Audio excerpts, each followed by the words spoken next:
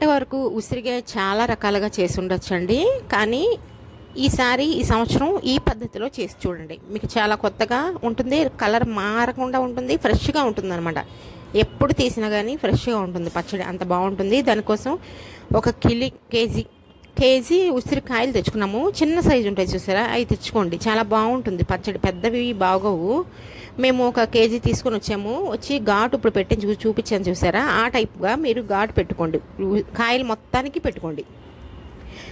పెట్టుకొని తడి లేకుండా ఫస్ట్ ఆ కాయలు అన్నది తుడిచేసేయండి. నీళ్ళు అన్నది మనకు ఉండకూడదు అనమాట.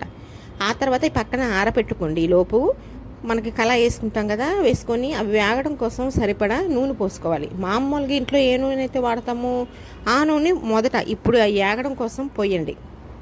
మనం వేరే నూనె అది నిల్వ చేసుకునేటప్పుడు పోసుకోవచ్చు, ఇప్పుడు కాదు. ఇప్పుడు జస్ట్ వేపడమే కదా, అందుకోసం అన్నది. వేడెక్కిన తర్వాత చూసారు కదా, ప్రతి కాయకి ఇలాగే ఘాటు పెట్టేసాము.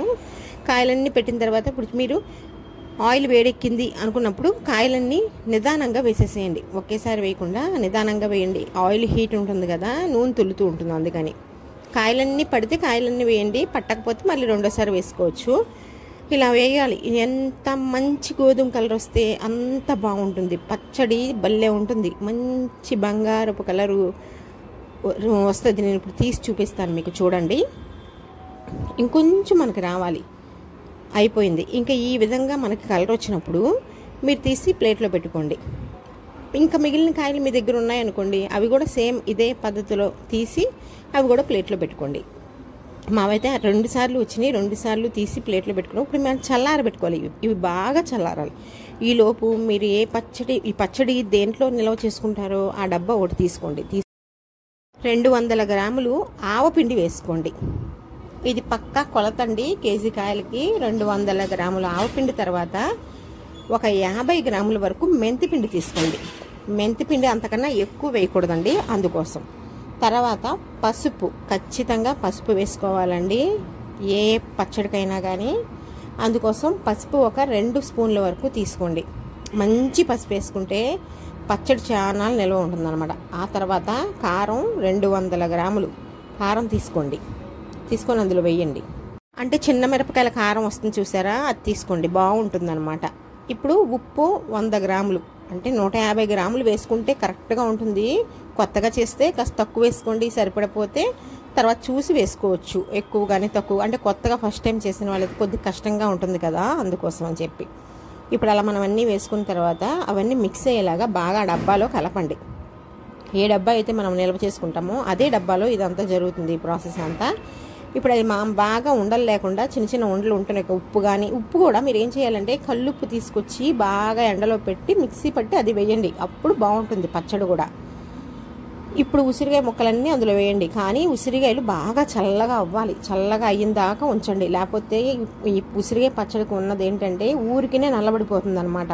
అందుకని మనకు నల్లబడకుండా ఉండాలంటే బాగా ఉసిరికాయలు అన్నది ముందు చల్లార పెట్టుకోవాలి, అప్పుడు ఇందులో వేసుకోవాలి. ఉసిరికాయ పచ్చడి తింటే మన హెయిర్ కూడా చాలా బాగుంటుందండి.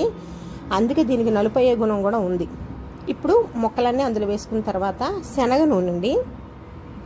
వేరే నూనె వేస్తే అంత రుచి ఉండదు. శనగ నూనె ఒక కేజీ నూనె ప్యాకెట్ పట్టేస్తుంది అనమాట. మొత్తం ఒక ప్యాకెట్ మొత్తం పడుతుంది. శనగ నూనె వేస్తున్నాం మేము, మీ ఇష్టం, మీరు ఏ నూనె వాడుకోండి. కేజీ మాత్రం ఖచ్చితంగా పట్టేస్తుంది అనమాట. వేసిన తర్వాత మనం ఇప్పుడు పిండి ముక్కలు ఆయిల్ మొత్తం కలిసేలాగా బాగా కలపండి. ఎంత బాగా కలిపితే అంత మంచిది. మనం ముక్క వేపుకున్నాం కాబట్టి ఏం విడిపోదు ముక్క. మీకు ఈరోజు మనం పచ్చడి పెట్టుకుంటే రేపు తినేయచ్చు ఈ పచ్చడి, అంత బాగుంటుంది. ఈ రకంగా పెడితే మీకు ఒక రాత్రి అంతా మనం అలా పక్కన పెట్టేసి రేపు పొద్దున మనం తీసామంటే పచ్చడి చాలా రుచిగా ఉంటుంది. స్మెల్ ఎంత బాగా వస్తుందో. కలిపిన తర్వాత వెల్లుల్లిపాయలు ఒక 3 పాయలు తీసుకొని వాటిని ఉంటాయి కదా పొట్టంతా ఒలిసేసి వేయండి. వెల్లుల్లిపాయలు వేస్తే చాలా బాగుంటుంది అనమాట. చాలామంది పచ్చళ్ళు వెల్లుల్లిపాయలు తినడానికి ఇష్టపడుతూ ఉంటారండి, అంత బాగుంటుంది వెల్లుల్లిపాయ. బాగా వేసిన తర్వాత మీరేం చేస్తారంటే ఒకసారి అలా ఒక పావు గంట సేపు అలా పక్కన పెట్టేసేయండి ఆ డబ్బా. పెట్టిన తర్వాత ఇప్పుడు చింతపండు 100 గ్రాములు చాలండి. చిక్కగా అప్పుడే తీసిన ముద్ద ఉంటుంది చూసారా, స్టవ్ మీద ఉడకబెట్టి చిక్కటి తీసుకొని ఒక 100 గ్రాములు సరిపోతుంది. మరీ పుల్లగా అయిపోయినా బాగోదు. వేయండి, వేసి బాగా కలపండి. ఇంకంతే, అయిపోయింది పచ్చడి. మీకు నూనె కావాలంటే ఇంకా వేసుకోవచ్చు, లేదు సరిపోతుంది అనుకుంటే మీ ఇష్టం. మనం అలా పెట్టేసాం అనుకోండి, అట్టే పెట్టేస్తే నూనె కొంచెం పైకి వస్తుంది మనకి. సరిపోలేదంటే రేపు పొద్దున వేసుకోవచ్చు, ఈరోజు వద్దు. ఇంకా అంతే, అలా పెట్టేసి మూత పెట్టేసేయండి. రేపు మీరు ఈ రాత్రి అంతా వదిలేసి రేపు మీరు తీసి చూస్తే మీ ఇల్లంతా గుమగుమలాడిపోద్ది. పచ్చడి చాలా బాగుంటుందండి, కలర్ కూడా భలే ఉంటుంది. మీకు నచ్చితే అందరికీ షేర్ కూడా చేయండి, లైక్ అయితే